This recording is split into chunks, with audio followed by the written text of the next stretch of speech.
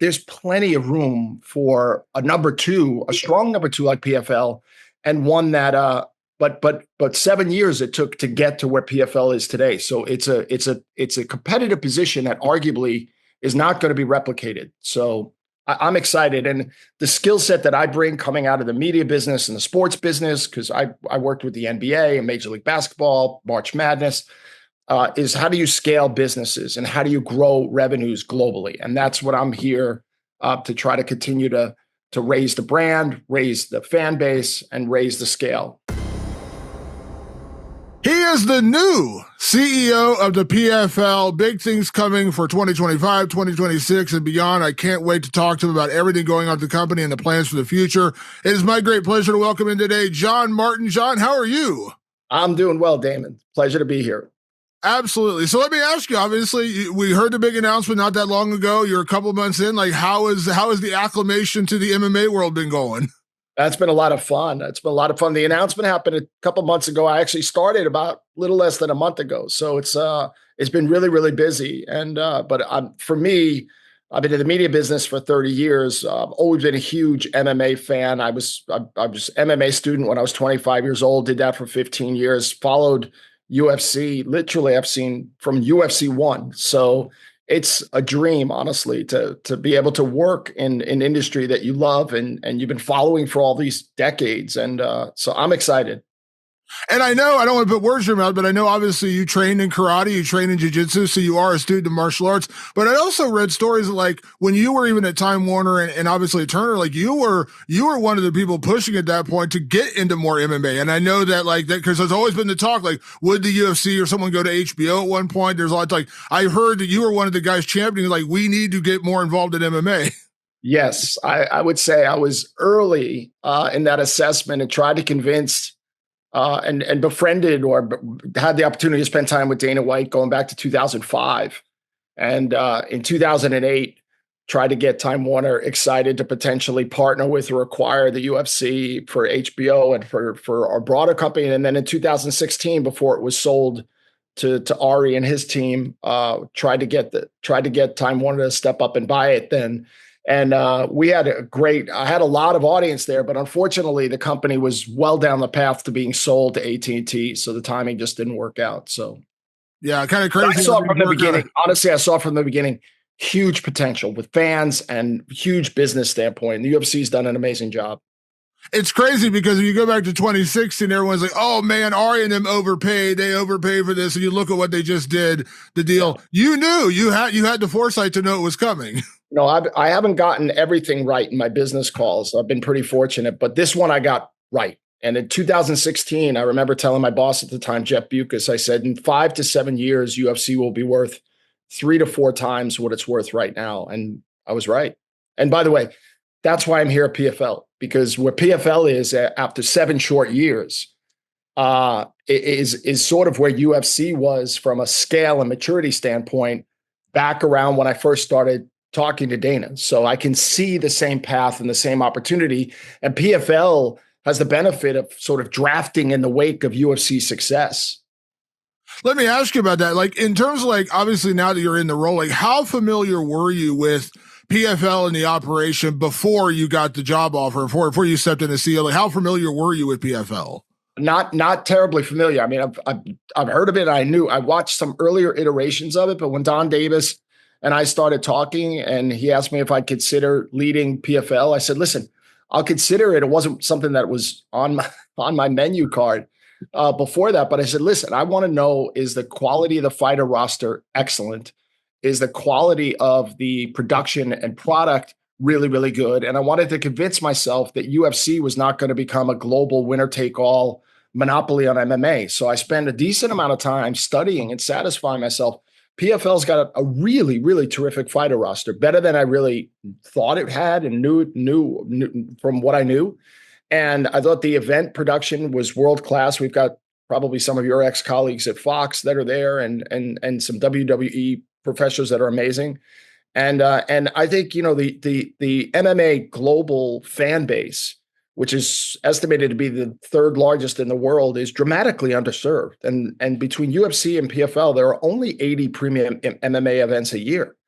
And if you compare that to professional soccer or professional basketball, where there are thousands of games, and the rabid, passionate fan base that MMA is drawing, uh, there's plenty of room for a number two, a strong number two like PFL, and one that. But 7 years it took to get to where PFL is today. So it's a competitive position that arguably is not going to be replicated. So I'm excited, and the skill set that I bring coming out of the media business and the sports business, because I worked with the NBA and Major League Baseball, March Madness, is how do you scale businesses and how do you grow revenues globally? And that's what I'm here to try to continue to raise the brand, raise the fan base, and raise the scale. Yeah, you mentioned Fox. Of course, George Greenberg, my old boss. Of course, he's very PFL. I've heard about George for years. It's an honor to work with him. He's quite a legend. He is a legend. He absolutely is. Can I ask John, like you mentioned, like the market share, because we know that, listen, no one's going to deny the UFC is the biggest. I mean, look, look at what they built, look at what they've done. And obviously they just signed a massive, $7.7 billion deal to go to Paramount. But when you look at that, like, do you see that opportunity to go in and kind of fill the holes where the UFC is not? Because I think there's this misconception there isn't room for two, when there absolutely is room for two. It's just giving a product that's different or something that's just not the UFC. Like, I think people get lost in the fact, like, yes, the UFC is the biggest. No one's going to deny they're the biggest, but there's always room for more. I wouldn't be in this job if I really believed there wasn't. There is absolutely room for at least a second. But, I think, when people say, well, is this the NFL versus the XFL? And I just said, no, that's not an appropriate comparison. This is Coke Pepsi. This is Serie A versus Premier League versus La Liga. These are all successful brands and products and sports leagues that can coexist because the fan base is so massive. So I have a lot of confidence. So PFL is entering into the phase of its life cycle where it's about executing and growing the business. A lot of the hard work that you need to do to stand up a global MMA organization, that's been done. So we have all of that in place. Now it's just how do you intelligently grow the business, super serve the fans, raise the brand, and become an even bigger scaled company. I know evaluation is kind of a funny thing because, like, you always say when you go into the market, you kind of find out what you're worth. And I know just like I mentioned when UFC sold in 2016, they overpaid. Of course, the Paramount deal gets announced. They overpaid. But obviously, I know right now PFL is with ESPN. I don't want to get too deep in the woods of like what timing there is. I believe I heard the deal runs through next year. Feel free to correct me if I'm wrong. But can I ask, do you feel like that is going to be one of your biggest jobs going forward this next year, is getting the right kind of broadcast deal for PFL? Because that's, let's be honest, that's those rights are pretty much everything. That's the biggest revenue driver for pretty much every sport. Well, you just nailed it. The answer is yes. If you look at the U.S. media rights, PFL was thrilled to be on ESPN and partner with ESPN. And we have one more year to go, 2026 with ESPN. And I look forward to collaborating with them. And now that they don't have the UFC, understanding, how much commitment they're going to have to MMA and to PFL. But I think, given the huge amount of value that was placed by Paramount on those rights, given the scarcity of MMA availability, if you want to now buy rights to a premium MMA organization anytime over the next 7 years, there's only one really game in town. It's us. It's PFL. So what I'll be looking for is to have a committed partner, one that will give us consistent schedule and support, and one that will give us marketing and promotion in addition to just more money for the rights. So we've got time to do that. I'm excited to get to know the ESPN team more. It's obviously a premier brand with great distribution, and I look forward to working with them. And yes, we will evaluate what our options are going deeper into 2026 for purposes of beginning in 2027. Having been at Turner and at Time Warner, you've been around sports rights forever, and I know you're probably gonna laugh when I say this because you've heard it same as I have. The bubble's gonna pop. The bubble's gonna pop. Sports rights are going out of control, and the NFL signs a massive deal. They're like, well, now that's gonna kill the NBA, and then we just saw the NBA just inked a historic new rights deal. Same thing with UFC. They signed this $7.7 billion deal. And it was like, oh well, the bubble that's the bubble. Like you can't go higher than that. But can I imagine in your mind, like the UFC signing that deal is good for PFL because that shows the interest in MMA. And so whether it's ESPN or maybe it's, Time Warner or Warner Brothers, maybe it's, another outlet out there, Apple TV or whatever, Amazon, like that's only going to benefit PFL. Am I wrong? No, you're right. I think one of the things, I think the Paramount deal is good for PFL because it's a huge validation that mixed martial arts is a mainstream sport. I can imagine the first decade or decade and a half, the UFC probably had a lot of its conversations around just trying to justify that MMA was a real premium sport.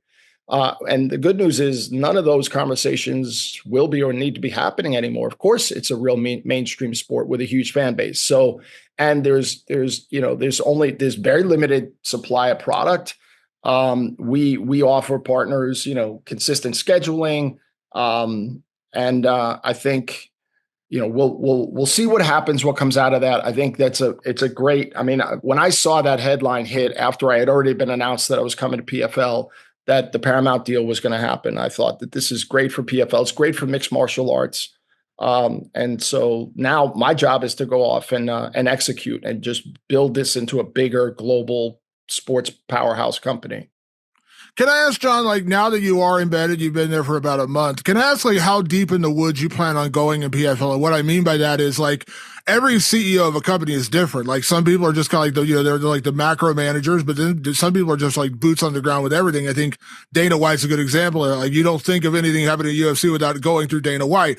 Obviously, you've got a lot on your plate. You're going to be working on a broadcast deal. You're going to be working on expansion. I know global expansion is a huge thing with PFL. But obviously, in terms of like fighter signings and free agent, like how deep in the woods are you going to get as CEO? Because obviously, you got a great team. Mike Hogan's a legend. Obviously, Don Davis still very much around. But like, how deep in the woods are you going to get in terms of like putting your hands in the clay, so to speak, with all facets of PFL? Look, I think I'm responsible and accountable for every aspect of the business. So I intend to get involved in every aspect of the business. I love the product. I love fighting. One of the things I'm really excited about is getting to know the fighters better and learning the matchmaking part and sitting with Mike and understanding that. I am fortunate. I think we've got a really terrific team here.